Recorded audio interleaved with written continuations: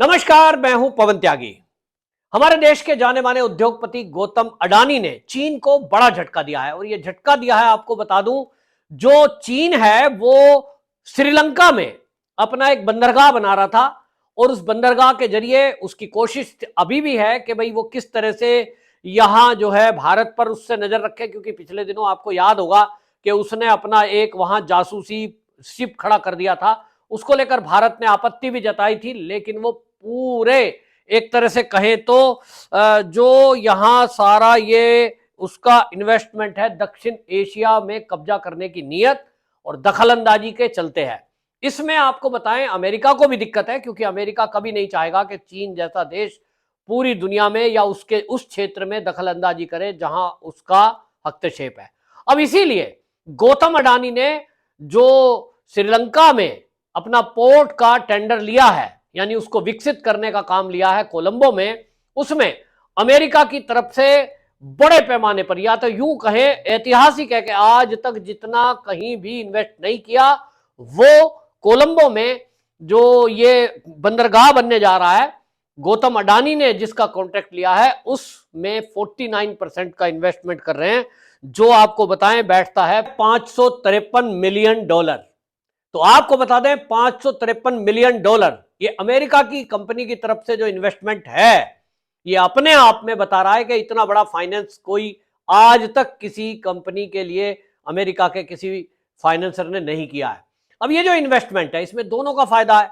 एक तरफ जहां भारत की जो एक तरह से पोर्ट होने की वजह से जो पूरा ये जो दक्षिण एशिया सी मार्ग है, ये सबसे ज्यादा बिजी एरिया है और इसमें एक छत्र शासन होगा चीन का। ऐसा क्योंकि चीन ने शुरू में करता क्या, आपको बता दें, जो देख रहे जितने भी देश हैं वो पहले वहां कर्जा देता है और कर्जा देने के बाद फिर वहां अपनी हैकड़ी दिखाता है और उनके एसेट्स पर कब्जा कर लेता है। और उसके तरीके में आपको अभी पिछले दिनों पता होगा, हम्बन टोटा में यही ये काम कर रहा था कि हम्बन टोटा जो बंदरगाह है उसको चीन विकसित करेगा, वहां मोटा इन्वेस्टमेंट कर रहा था और उसने 2.2 जो $बिलियन वहां निवेश किया था और उसका मंशा यही थी कि एक तो वो भारत पर नजर रखेगा। अब आप अगर नक्शे के हिसाब से देखेंगे तो श्रीलंका जो हमारा दक्षिण क्षेत्र है उस एरिया में बैठ गया, तो वहां से वो तस्करी भी करा सकता है बड़े आराम से। अगर वहां बैठेगा मछुआरों के जरिए और शिप के जरिए किस तरह से गड़बड़ी कर सकता है।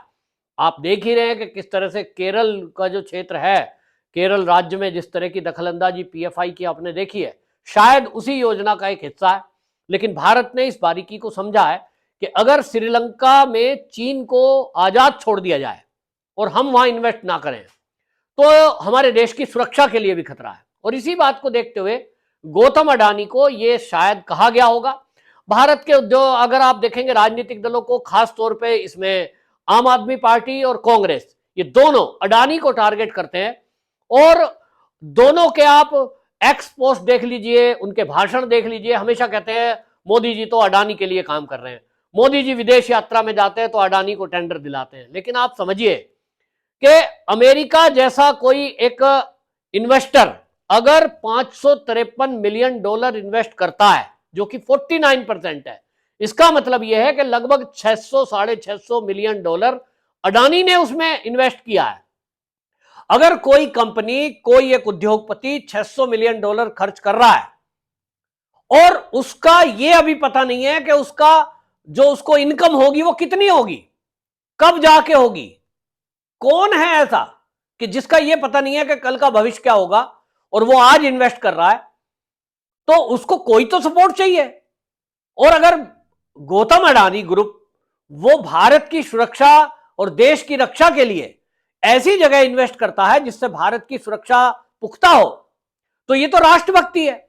और अगर गौतम अडानी या अडानी ग्रुप इस बात को करता है कि चाहे इजराइल का पोर्ट हो, चाहे वो श्रीलंका का पोर्ट हो, फिर चाहे वो कहीं भी ऐसा फील्ड हो जहां गौतम अडानी इन्वेस्ट कर रहे हैं, तो वो अगर सरकार के कहने पे कोई काम कर रहे हैं, हो सकता है सरकार ने कहा होगा, सरकार से बात की होगी, उसके बाद बिड लगी है और वो बिड इंटरनेशनल लेवल पे होती है। तो ऐसा नहीं है कि गौतम अडानी को मोदी जी ने कह दिया और मोदी जी ने वहां के प्रधानमंत्री को कह दिया फोन करके, हाँ जी हमारा आदमी है, इसको जो है आप टेंडर दे दो। ऐसे नहीं होता। सरकार भी यदि कोई टेंडर डाल रही है और जहां चीन बैठा हो, तो आप सोच सकते हैं क्या ऐसा हो सकता है कि मोदी जी ने फोन किया हो वहां के प्रधानमंत्री को, हाँ जी गौतम अडानी को ये काम दे दो? ऐसे थोड़ी मिलता है। इंटरनेशनल बिड होती है और उस पर सबकी नजर होती है।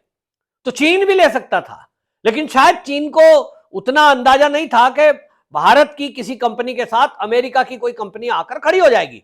आप अंदाजा लगाइए कि लगभग 1100 मिलियन डॉलर का इसमें इन्वेस्टमेंट होने जा रहा है। ये कितना बड़ा इन्वेस्टमेंट!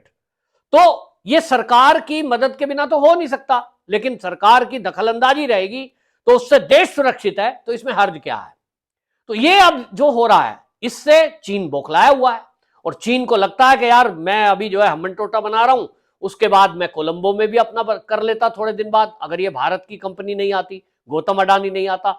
और यही एक कारण है कि चीन के जो पिट्ठू भारत में बैठे हैं वो उनको एक्टिव करता है, उनको वो पैसे देता होगा, मुझे नहीं पता देता है कि नहीं देता है, लेकिन कुछ तो मिलता ही है, जिसके कारण चीन जो चाहता है भारत में बैठे हुए राजनीतिक दल के नेता, चाहे उसमें फिर पत्रकार हो, वो इस बात को उठाते हैं आवाज कि मोदी जी जो है वो गौतम अडानी को पोर्ट दिलवा रहे हैं, एयरपोर्ट दिलवा रहे हैं।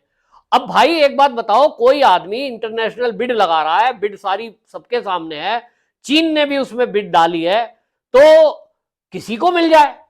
दूसरे देश का अगर कोई बिड लग रही है उसमें हमारे देश के प्रधानमंत्री का क्या मतलब है? लेकिन बदनाम किया जाता है कि साहब मोदी जी का पैसा लगा हुआ है। तो मोदी जी का पैसा लगा हुआ है तो भी क्या इसको कोई प्रूव करेगा? नहीं साहब, सबूत नहीं है, बस हम बोलेंगे, प्रहार करेंगे। तो कुल मिलाकर मुझे तो लगता है कि गौतम अडानी हमारे देश के जो उद्योगपति हैं, चाहे वो कहीं एयरपोर्ट की व्यवस्था देखते हो, चाहे कहीं पोर्ट में इन्वेस्ट कर रहे हो, वो जिस फील्ड में इन्वेस्ट कर रहे हैं वो ऐसे फील्ड हैं जो सरकार से और देश से जुड़े हुए मुद्दों के हैं। अब इसको लेकर के अमेरिका जैसा अगर कोई देश भरोसा जता रहा है गौतम अडानी में, तो इसकी आप बात समझ सकते हैं। नहीं तो अमेरिका में तो बहुत आदमी ऐसे बैठे हैं जो राहुल गांधी के चाहने वाले हैं। राहुल गांधी तो जाकर वहीं भाषणबाजी करते हैं जाकर ज्यादातर, तो राहुल गांधी को नहीं पता लग जाता, लेकिन बस एक बदनामी करनी है। कुल मिलाकर के चीन बौखला जाता है और चीन अभी भी इससे बौखलाया हुआ है। उसको लग रहा है कि जो वो श्रीलंका पर कब्जा एक छत्र शासन कर सकता था उसके समुद्री मार्ग पर, कहीं ना कहीं उसमें रुकावट पड़ी है और ये रुकावट अडानी ने डाली है। और इसी की बौखलाहट के कारण वो ये नहीं चाहता है कि अडानी विकसित हो, अडानी का व्यापार बढ़े, और फिर अडानी का व्यापार बढ़े इसी के साथ में वो चाहता नहीं है कि भारतीय जनता पार्टी की सरकार 2024 में रिपीट करे।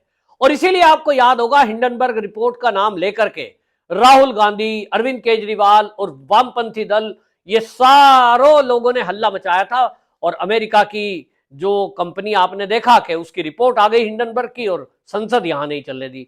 उसके कारण से आपको पता है कि उस समय 150 अरब डॉलर का नुकसान अडानी ग्रुप को हुआ था। यह 150 अरब डॉलर का जो अडानी को नुकसान हुआ, क्या यह देश का नुकसान नहीं है? कोई कहेगा जी मुझे इससे क्या लेना देना। कांग्रेसियों को तो मैं सुनता हूं कि वो कहते हैं एक को भी रोजगार दिया हो, चाहे वो केजरीवाल हो, चाहे वो राहुल गांधी हो, चाहे प्रियंका गांधी वाड्रा हो, मीडिया में बोलते हैं तो पत्रकारों की पता नहीं क्या जुबान हो जाती है। वो कहती है जब वो मीडिया में बोल रहे हो तो कोई पत्रकार पलट कर सवाल नहीं पूछता क्या आप कह रहे हो अडानी ने एक भी व्यक्ति को रोजगार यदि दिया हो तो बताएं। पत्रकार ये नहीं पूछते कि भारत के अंदर जो एयरपोर्ट की व्यवस्था मान लीजिए मुंबई में वो कर रहे हैं, गौतम अडानी ग्रुप ने ले रखा है, तो उसमें जो लड़के काम कर रहे हैं, जो सामान लोड करता है, अनलोड करता है, टिकट बनाने वाले हैं, और जो फील्ड स्टाफ है, वो क्या अमेरिका वाले हैं? भारत के हैं, यहीं के बच्चे हैं। तो ये क्या अडानी ने नौकरी नहीं दी है उनको? निश्चित रूप से दी है। अडानी का कहीं भी प्लांट लगेगा भारत में तो उसमें नौकरी करने के लिए पाकिस्तान के बच्चे आते हैं क्या? उत्तर है नहीं। तो फिर ये कोई राजनीतिक दल अगर बदनाम करने में कहे कि अडानी को ने तो एक रोजगार नहीं दिया, ये तो एक ऐसा झूठ है जिस पर यकीन करना मुश्किल है। लेकिन हमारे देश में ये झूठ चलाए जाते हैं क्योंकि उनको ये सूट करता है। शायद मीडिया को इस एवज में कुछ मिलता होगा कि पलट के कोई सवाल नहीं पूछता। कुल मिलाकर कुछ भी बदनाम करे, लेकिन इतना तो तय है, मेरा तो पक्का मानना है कि गौतम अडानी जैसा ग्रुप, चाहे अंबानी भी हो, आप देखिए मुकेश अंबानी ने जो 5G का खर्चा किया है उसमें जो रिसर्च होती है उसमें एक मोटा पैसा खर्च होता है, और आज उसके कारण से पूरे भारत के अंदर आप देख पा रहे हैं कि इंटरनेट का आज वाईफाई हमें मिल रहा है 5G। गांव गांव में मिल रहा है। ये किसके कारण से है? सरकार ने तो नहीं पहुंचाया। सरकार में तो इतना था कि एमटीएनएल और बीएसएनएल का हाल ये था कि वहां अधिकारियों को खरीद लिया जाता था प्राइवेट कंपनियों के द्वारा। मोटा भ्रष्टाचार हुआ और उसके कारण क्या हुआ? निजीकरण करना पड़ा। तो कुल मिलाकर के ये चीजें देखिए जो चल रहा है, कंपनियां अगर प्राइवेट है तो सुविधा भी देती हैं और अपनी जेब से पैसा भी लगाती हैं। तो जब अगर कोई व्यापारी 100 रुपए खर्च करेगा तो निश्चित रूप से उसकी मंशा रहेगी कि 100 का 110 बने। ये तो हमें तय करना है कि हमें अडानी का नेटवर्क लेना है, अंबानी का लेना है, या एयरटेल का लेना है, या किसका लेना है। इसमें तो आजादी है, कौन मना कर रहा है? तो ये विपक्षी दल के नेताओं को समझना होगा कि हमारे देश का व्यापारी अगर लाभ कमा रहा है तो वो हमारे देश का लाभ है। हमारे देश का व्यापारी अगर तरक्की कर रहा है तो वो हमारे देश की तरक्की है। चीन की कंपनी कोई फायदा करेगी अपना? चीन की कंपनी भारत में फायदा अगर लाभ कमाती है कंपनी लगाकर, रोजगार तो भारत वालों को ही मिलेगा, लेकिन लाभ तो वो चीन ले जाएगा। फिर उस पैसे से वो अपने सैनिकों को गोला गोली देगा और हमारे सैनिकों पर उसका इस्तेमाल होगा। तो चीन की कंपनी पैसा कमाए वो अच्छा, या हमारे देश के अडानी, अंबानी, टाटा, बिरला, महिंद्रा पैसा कमाए ये अच्छा? जवाब आप जरूर देना। वंदे मातरम।